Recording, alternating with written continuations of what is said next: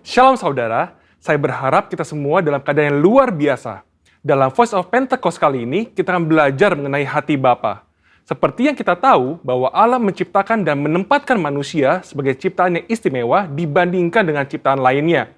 Manusia bukan sekedar diciptakan, tetapi dijadikan seturut gambar dan rupa Allah dan dihembusi dengan nafas kehidupan.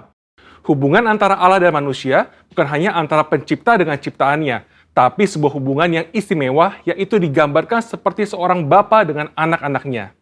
Hubungan Allah dan manusia yang disamakan dengan hubungan bapa dan anak diajarkan Tuhan Yesus sendiri yang merupakan hasil dari karya penebusannya di kayu salib. Tuhan Yesus juga mengajarkan sebuah doa yang dikenal dengan doa Bapa kami, dan doa ini dimulai dengan menyebut Allah sebagai Bapa kami yang di sorga. Dalam doanya, ia juga memanggil Allah dengan sebutan Bapa. Dalam pengajarannya, ia memakai perumpamaan bapa dan anak seperti perumpamaan anak sulung dan anak bungsu. Inilah hubungan yang Allah ingin nyatakan kepada manusia ciptaannya, tetapi karena pemberontakan dan pelanggaran perintah Allah oleh manusia, maka hubungan ini menjadi rusak. Iblis memperdaya manusia dengan tipuan yang buat seolah-olah Allah berbohong dan tidak mau tersaingi oleh manusia. Iblis juga menyatakan bahwa manusia akan menjadi seperti Allah ketika memakan buah pengetahuan yang baik dan jahat. Menjadi seperti Allah adalah sebuah hal yang membuat manusia tertarik untuk makan buah itu, sekalipun mengerti segala konsekuensi yang harus ditanggung dan hasilnya justru menghancurkan hubungan yang baik antara Allah dan manusia. Demikian juga hari-hari ini, iblis terus merusak gambaran Bapa Sorgawi dengan cara merusak gambaran Bapa Jasmani agar manusia kehilangan hubungan yang istimewa ini. Nah, berikut ini adalah kesalahan dari tindakan Bapa Jasmani yang merusak gambaran Bapa Sorgawi.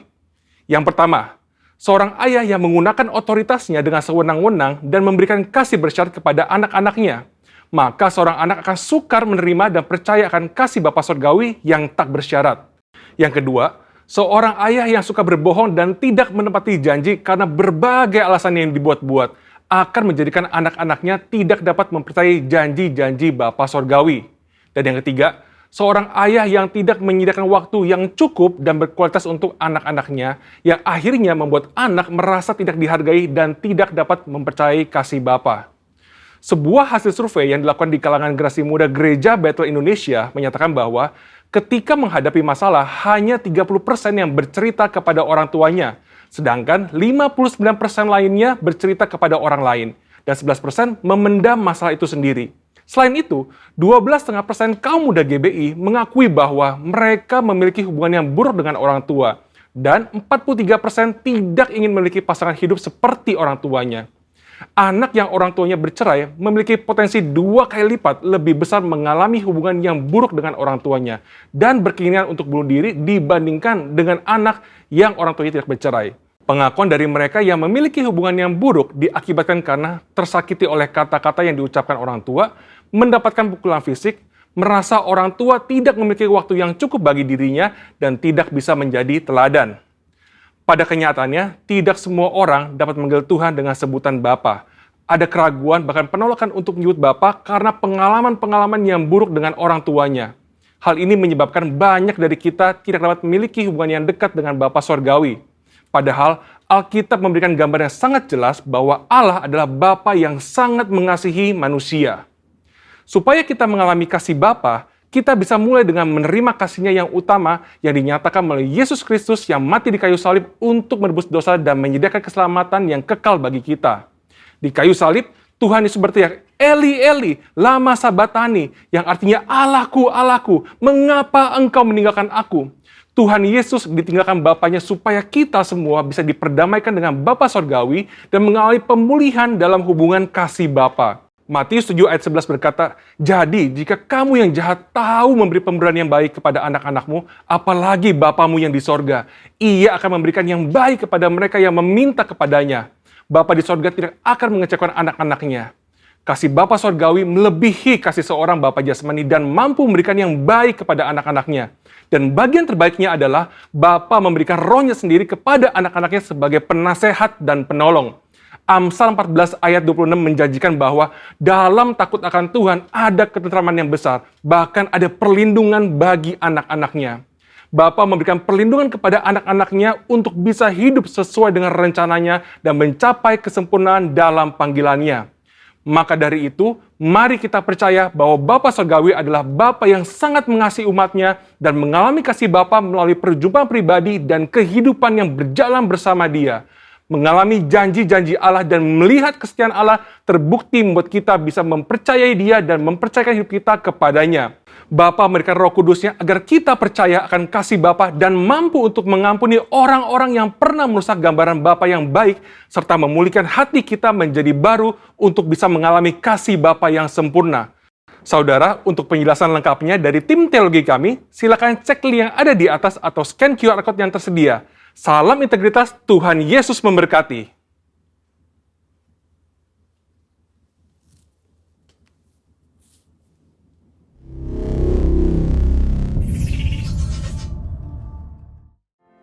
Shalom Jemaat GBI Kemang yang dikasihi Tuhan.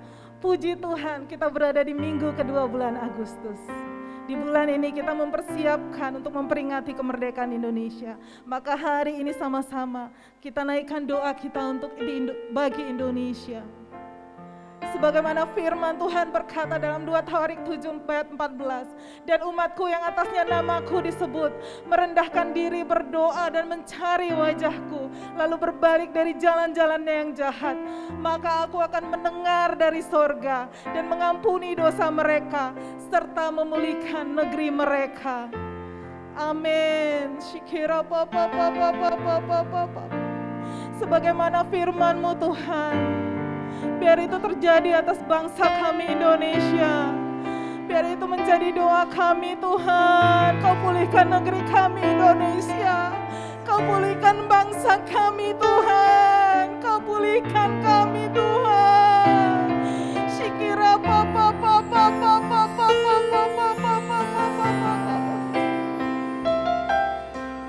Yesuslah Tuhan yang layak ditinggikan, layak disembah oleh suku-suku bangsa. Dengan darah-Mu Kau telah tebus bangsaku, genapi Tuhan firman-Mu atas negeriku.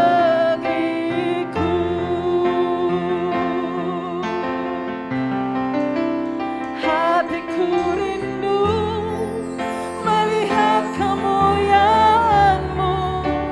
Hatiku rindu melihat curahan kuasa-Mu di tanah tercinta, negeriku Indonesia. Ku berdoa Indonesia, penuh kemuliaan-Mu Indonesia, bagi kemuliaan-Mu.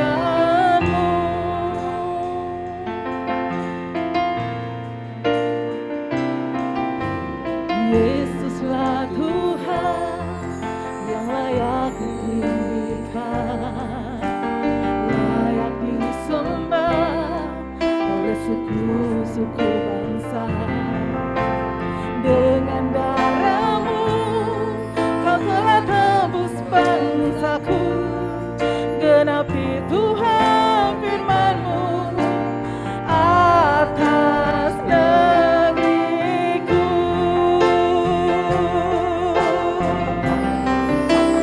Hatiku rindu melihat kemuliaan-Mu. Hatiku rindu melihat curahan kuasa-Mu di tanah tercinta, negeriku Indonesia. Ku berdoa Indonesia, penuh kemuliaan-Mu Indonesia, bagi kemuliaan-Mu. Ya Allahku, nyatakan kemuliaan-Mu. Ya Allahku, nyatakan curahan kuasa-Mu di tanah tercinta, negeriku Indonesia. Ku berdoa Indonesia, penuh kemuliaan-Mu Indonesia,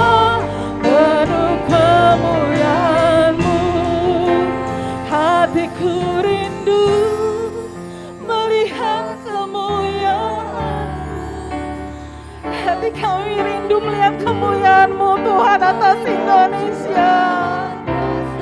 Pulihkan negeri kami ya Tuhan. Pulihkan negeri kami Indonesia Tuhan. Pulihkan Tuhan. Pulihkan negeri kami ya Tuhan. Hatiku rindu melihat kemuliaan. Kami berdoa Tuhan, kami melihat kemuliaan Tuhan atas Indonesia. Engkau Tuhan yang berjalan atas Indonesia. Engkau Tuhan yang melawat rumah-rumah sakit. Engkau Tuhan yang melawat umat-Mu yang berada di rumah yang sedang sakit. Dan kami katakan kami melihat mujizat Tuhan terjadi. Kami melihat mujizat Tuhan terjadi. Kesembuhan yang dari Tuhan terjadi atas bangsa kami. Hatiku rindu melihat kemuliaan-Mu. Hatiku rindu melihat curahan kuasa-Mu di tanah tercinta negeriku Indonesia. Ku berdoa Indonesia penuh kemuliaan-Mu.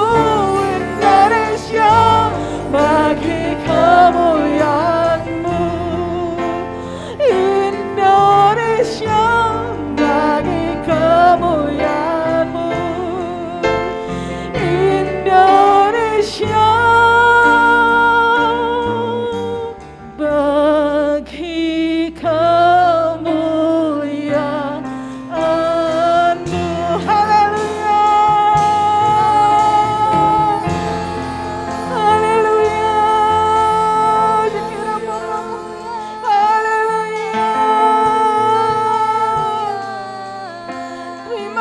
Tuhan, kami mau terus naikkan doa siapa kami Tuhan. Sikira papa papa papa papa sikira papa papa. Terima kasih Tuhan Yesus, terima kasih Tuhan. Seperti pujian kami Tuhan, kami mau menaikkan syafaat kami Tuhan untuk negeri kami Tuhan, Indonesia Tuhan Yesus. Terima kasih untuk penyertaan-Mu Tuhan terhadap bangsa kami Tuhan sampai saat ini Tuhan. Kau terus melindungi kami Tuhan. Kau terus menuntun kami Tuhan. Terima kasih Tuhan Yesus. Kami serahkan bangsa ini ke dalam tangan-Mu Tuhan. Biar kiranya Engkau terus Tuhan memimpin Tuhan. Kau menyertai Tuhan. Setiap apapun yang pemimpin kami rencanakan Tuhan Yesus semua ke dalam tangan-Mu Tuhan. Kau memberkati presiden kami dan para wakil rakyat Tuhan Yesus. Kau memberkati pemerintahan dari yang tertinggi Tuhan sampai yang terendah Tuhan Yesus. Kiranya Tuhan Yesus apapun Tuhan yang sedang direncanakan Tuhan Yesus, itu tuh semua Tuhan seturut dan sekehendak dengan-Mu Tuhan Yesus. Terima kasih Tuhan. Kau memberkati pulaunya Tuhan. Kau memberkati setiap Tuhan Yesus airnya, udaranya, tanahnya Tuhan Yesus. Terima kasih Tuhan, Kau berkati Tuhan rakyatnya juga Tuhan Yesus. Kami tahu Tuhan keadaan memang sedang gak baik Tuhan, tapi kami punya Engkau Tuhan yang selalu baik Tuhan atas setiap kami Tuhan Yesus. Terima kasih, kami juga mau berdoa Tuhan Yesus untuk Gembala sidang kami Tuhan, Paniko beserta keempat wakilnya Tuhan, Gembala kami Tuhan, Gembala CK5 Pak Timotius Tuhan Yesus. Terima kasih untuk penyertaan-Mu sampai saat ini juga Tuhan untuk mereka ya Bapak. Kiranya Tuhan Yesus segala visi misi yang lebih lagi Tuhan Kau berikan Tuhan. Kau juga menyertai kemanapun mereka melayani Tuhan, melalui media apapun Tuhan, karena di situ Tuhan biar nama-Mu terus dimuliakan ya Tuhan Yesus. Kami juga berdoa Tuhan Yesus untuk gembala kami di tempat ini Pak Sigit Tuhan Yesus. Kau berkati Pak Sigit dan Bu Maria ya Bapak, Kau berkati Pak Sigit, berikan kesehatan lebih lagi Tuhan, Kau memulihkan Tuhan, seperti sedia kala Tuhan, kami serahkan Tuhan Pak Sigit ke dalam tangan-Mu Tuhan Yesus. Kau berkati keluarganya Tuhan, anak-anaknya, pelayanannya Tuhan, kemanapun mereka melangkah. Tuhan Yesus, Kau melindungi Tuhan Yesus, Kau menyertai Tuhan, Kau buat berhasil Tuhan Yesus. Terima kasih Tuhan, Kau memberkati Tuhan pelayanan kami Tuhan hari ini Tuhan, setiap yang ambil bagian Tuhan, Kau terus Tuhan Yesus layakkan kami Tuhan di hadapan-Mu ya Bapa. Kami yang terbatas ini Tuhan Yesus, Kau mampukan ya Bapa. Terima kasih Tuhan, kami mau lebih lagi Tuhan memuji menyembah nama-Mu Tuhan. Dalam nama Yesus, haleluya, amin. Haleluya, beri kemuliaan buat Tuhan. Haleluya. Mari saudara yang di rumah-rumah, saya undang kita sama-sama bangkit berdiri. Kita akan sama-sama baca Mazmur 91 dan Pentakosta ketiga. Mazmur 91. Dalam lindungan Allah. Orang yang duduk dalam lindungan yang maha tinggi dan bermalam dalam naungan yang maha kuasa akan berkata kepada Tuhan, tempat perlindunganku dan kubu pertahananku, Allahku yang kupercayai. Sungguh Dialah yang akan melepaskan engkau dari jerat perangkap burung, dari penyakit sampar yang busuk. Dengan kepaknya ia akan menudungi engkau, di bawah sayapnya engkau akan berlindung. Kesetiaannya ialah perisai dan pagar tembok. Engkau tak usah takut terhadap kedahsyatan malam, terhadap panah yang terbang di waktu siang, terhadap penyakit sampar yang berjalan di dalam gelap, terhadap penyakit menular yang mengamuk di waktu petang. Walau 1.000 orang rebah di sisimu dan 10.000 di sebelah kananmu, tetapi itu tidak akan menimpamu. Engkau hanya menontonnya dengan matamu sendiri dan melihat pembalasan terhadap orang-orang fasik. Sebab Tuhan ialah tempat perlindunganmu, yang maha tinggi telah kau buat tempat perteduhanmu. Malapetaka tidak akan menimpa kamu, dan tulah tidak akan mendekat kepada kemahmu. Sebab malaikat-malaikatnya akan diperintahkannya kepadamu untuk menjaga engkau di segala jalanmu. Mereka akan menatang engkau di atas tangannya, supaya kakimu jangan terantuk kepada batu. Singa dan ular tedung akan kau langkahi, engkau akan menginjak anak singa dan ular naga. Sungguh hatinya melekat kepadaku, maka aku akan meluputkannya. Aku akan membentenginya sebab ia mengenal namaku. Bila ia berseru kepadaku, aku akan menjawab. Aku akan menyertai dia dalam kesesakan. Aku akan meluputkannya dan memuliakannya. Dengan panjang umur akan kukenyangkan dia, dan akan kuperlihatkan kepadanya keselamatan daripadaku. Amin. Sama-sama terus kita baca Pentakosta ketiga. Pentakosta ketiga.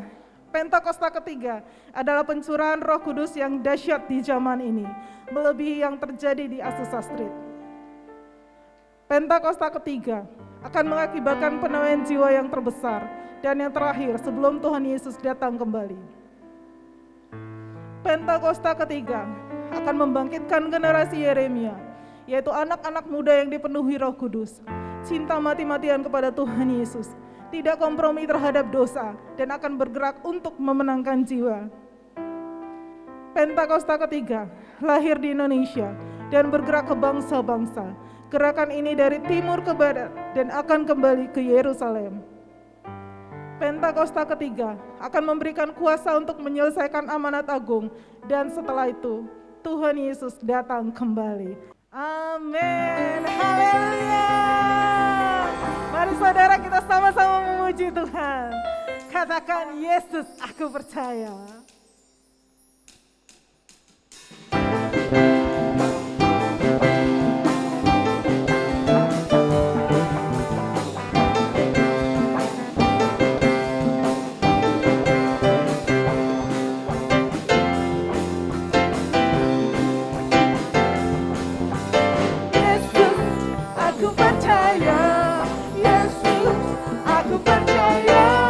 Yesus, aku percaya.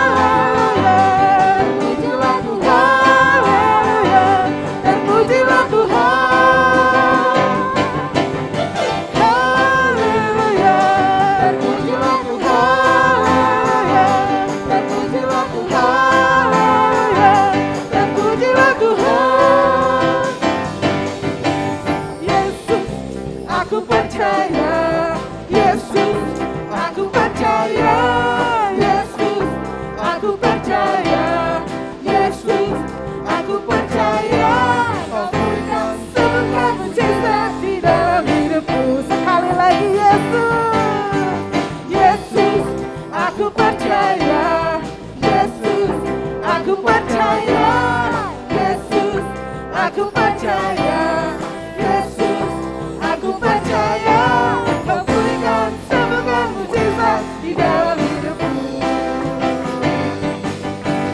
Haleluya, terpujilah Tuhan, terpujilah Tuhan, terpujilah Tuhan. Haleluya, terpujilah Tuhan, terpujilah Tuhan, terpujilah Tuhan, terpujilah Tuhan.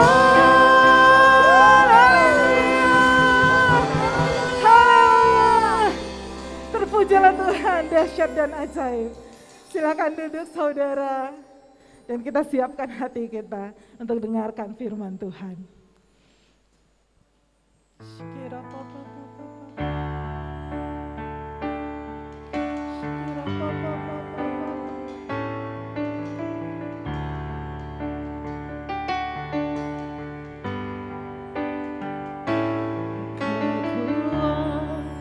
Kekuatan hidupku,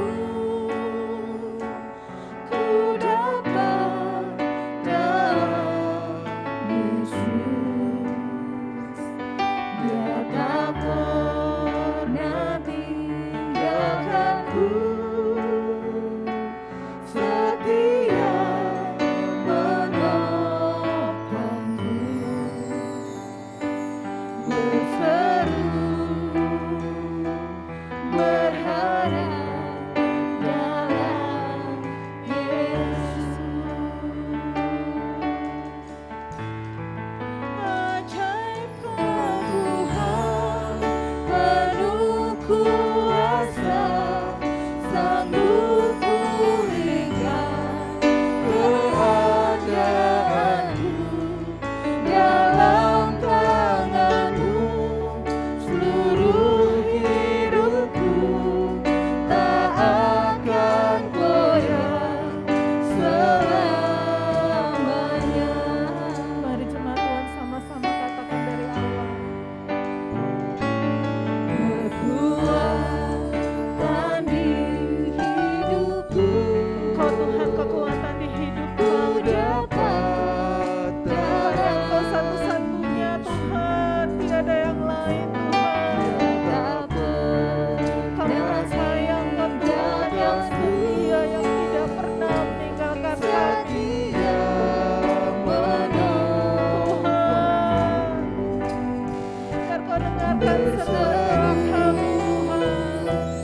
Berharap hanya Kau kekuatan kami.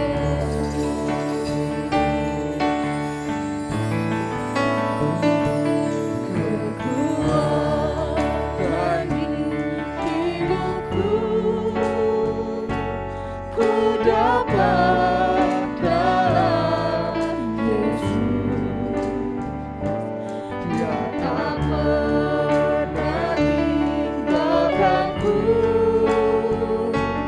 setia menopangku, berseru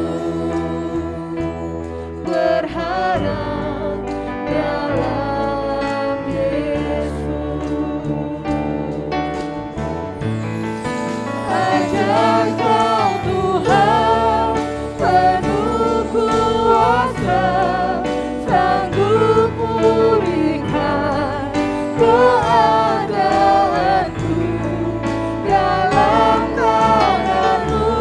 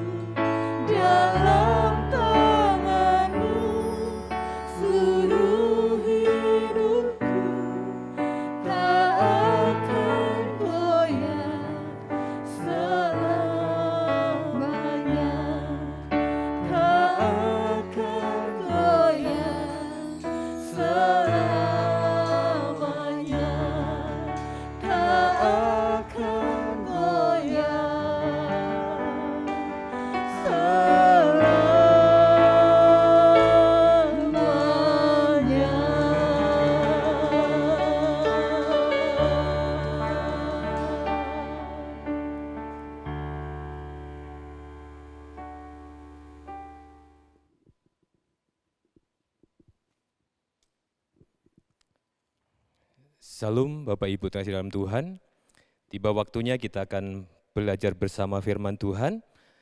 Mari sebelumnya kita akan berdoa terlebih dahulu. Bapa di dalam surga, di dalam nama Tuhan Yesus, sungguh kami bersyukur kepadamu karena kasih-Mu, karena kebaikan-Mu, kami boleh ada di hari ini Tuhan. Tiba waktunya kami akan belajar firman Tuhan, mari Tuhan Yesus, Kau sertai kami, baik kami sebagai pembicara maupun kami yang mendengarkan, memperoleh firman Tuhan, mendapatkan hikmat daripada Engkau Bapa.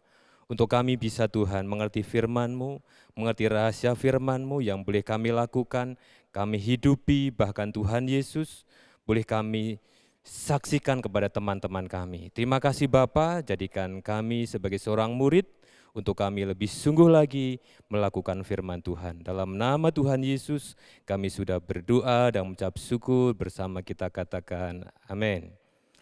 Bapak Ibu, saudara kasih dalam nama Tuhan Yesus, bersyukur sekali kita boleh bersama lagi untuk kita belajar firman Tuhan. Dan saat ini kita akan mencoba belajar firman Tuhan tentang sebuah keluarga. Dan saat ini saya akan berikan satu tema, yaitu membangun komunikasi yang bermakna dalam keluarga. Kita tahu komunikasi adalah sebuah pembicaraan dua arah, di mana ada yang berbicara dan yang mendengarkan. Jadi bukan hanya seorang diri, tetapi adalah bisa dua orang atau lebih. Dan sebagai ayatnya kita akan buka bersama-sama. Di dalam Ulangan pasal 6 ayat yang ke-9, saya akan bacakan. Ulangan pasal 6 ayat yang ke-9. Mohon maaf, ayat yang ke-7 kita mulai. Haruslah engkau mengajarkannya berulang-ulang kepada anak-anakmu dan membicarakannya apabila engkau duduk di rumah, apabila engkau sedang dalam perjalanan, apabila engkau berbaring dan apabila engkau bangun.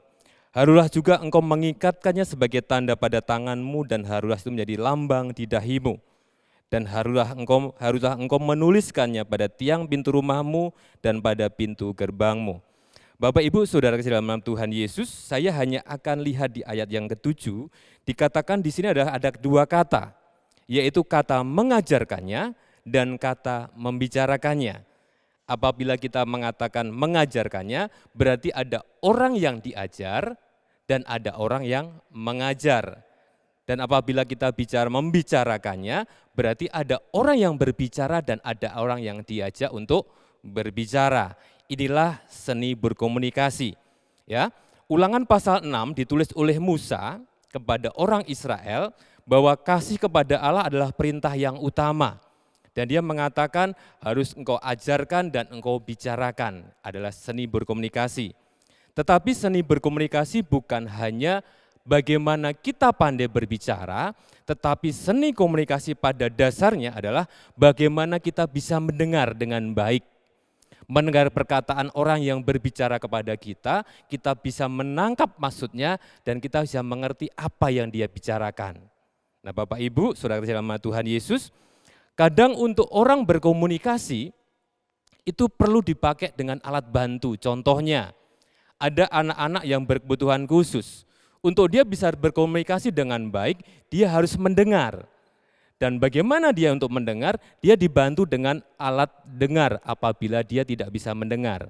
Jadi ada kata alat bantu, ada alat untuk berkomunikasi. Di sini kalau Bapak Ibu lihat, ada sebuah alat bantu komunikasi yang kadang malah membuat kita terhambat dalam berkomunikasi. Contohnya Bapak Ibu, di era digital ini ada gadget, ada gawai. Ini adalah salah satu alat komunikasi yang seharusnya membantu kita berkomunikasi. Tetapi pada dasarnya, kenyataannya setelah adanya handphone, gadget, orang lebih fokus pada handphonenya. Diajak ngomong kemana orangnya, dia lebih suka ke HP-nya. Jadi yang seharusnya menjadi alat bantu komunikasi, menjadi penghambat komunikasi. Tapi coba kita lihat di masa Musa. Ya.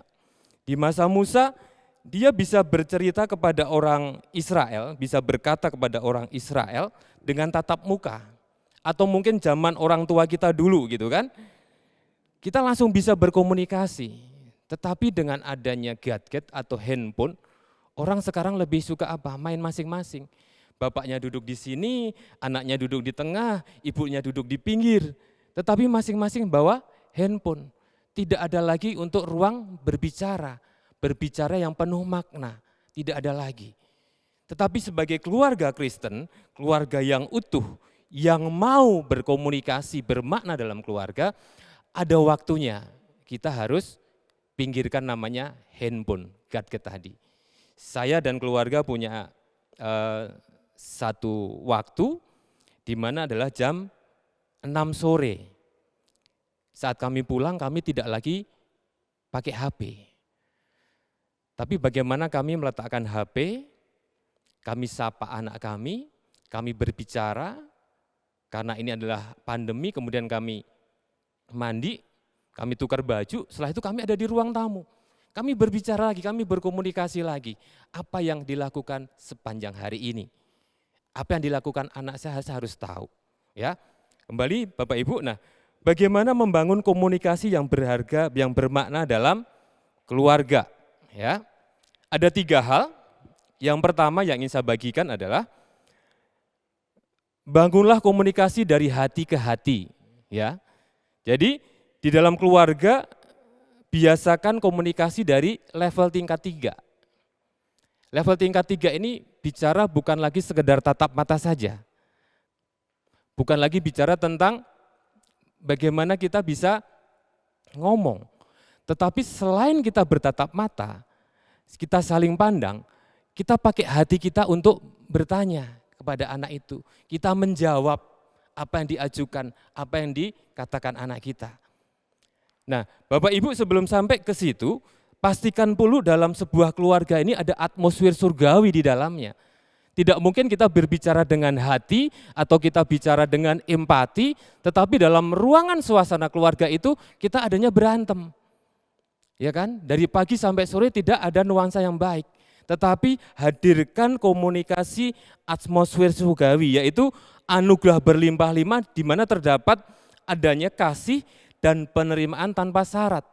Saya tidak memilih anak yang pertama saya dengarkan, anak kedua saya abaikan, atau sebaliknya.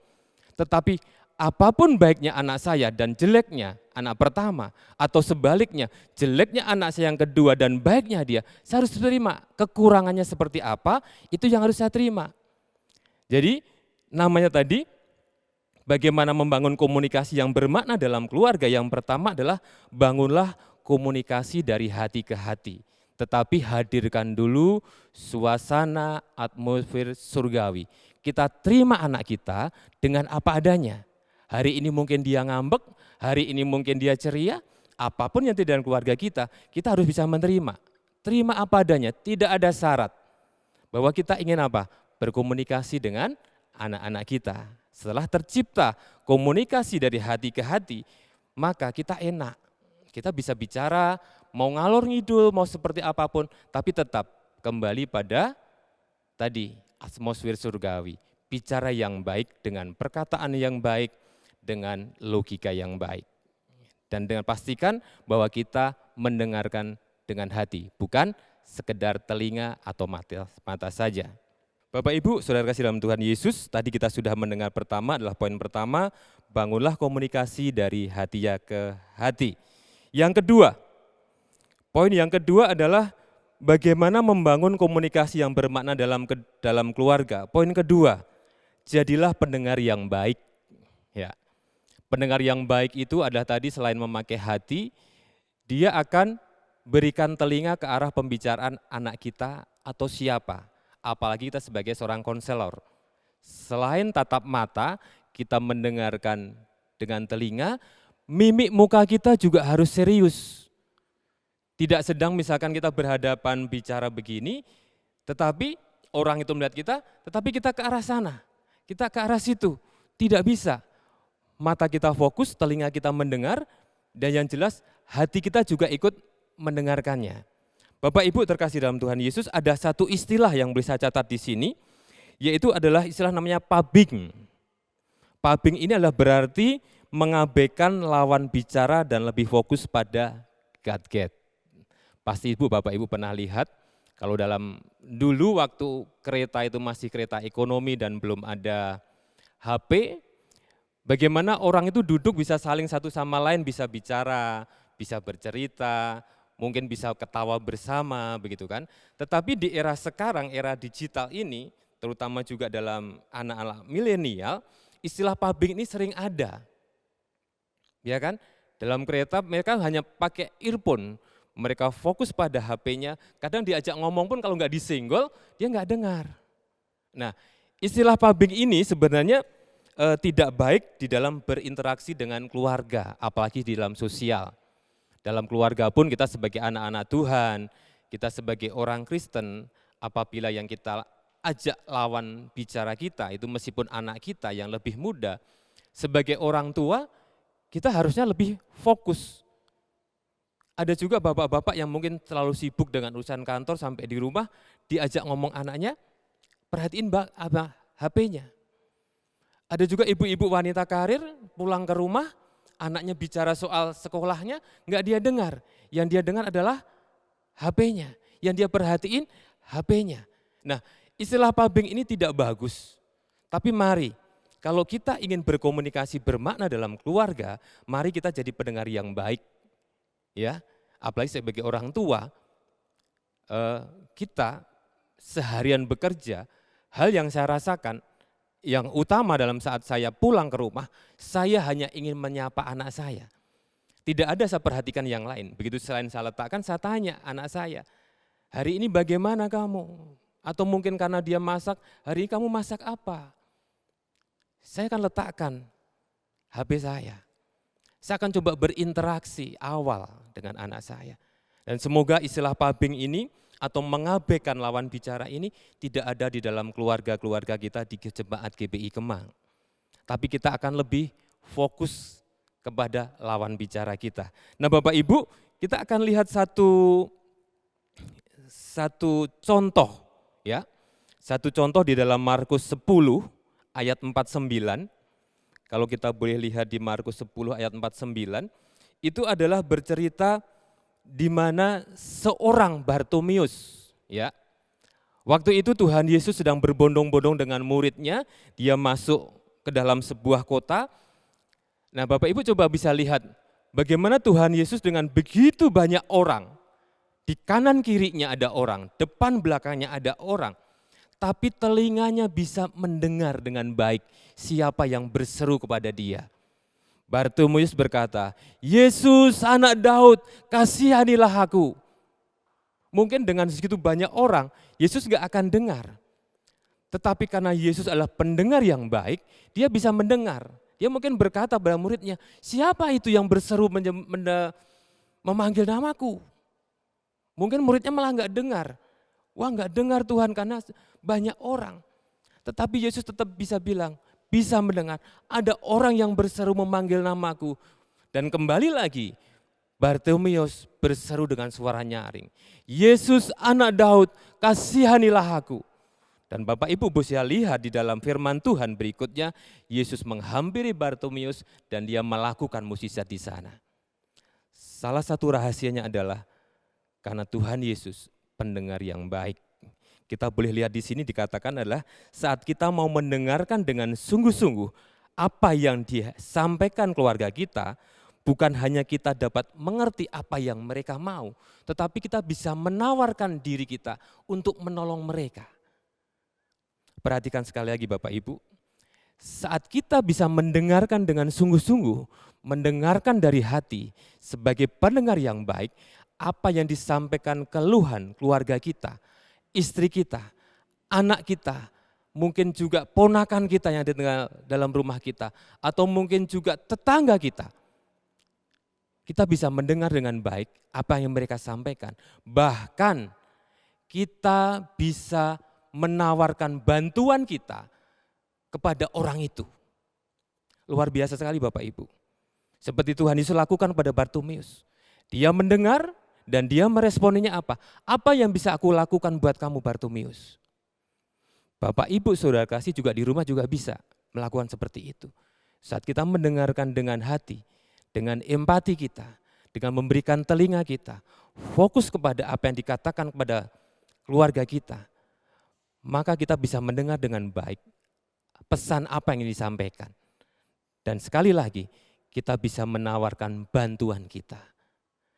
Saat kita mendengar orang yang punya keluh kesah yang berat, apalagi mungkin kita sebagai seorang konselor, apa sih yang ingin dikatakan orang itu? Orang yang punya beban berat, punya masalah yang mungkin gak bisa dia lepaskan. Saat dia bisa mencurahkan apa jadi unek-unek dia, apa masalah dia, bahkan sampai mungkin dia bisa menangis. Dia sudah mendapat satu kelegaan.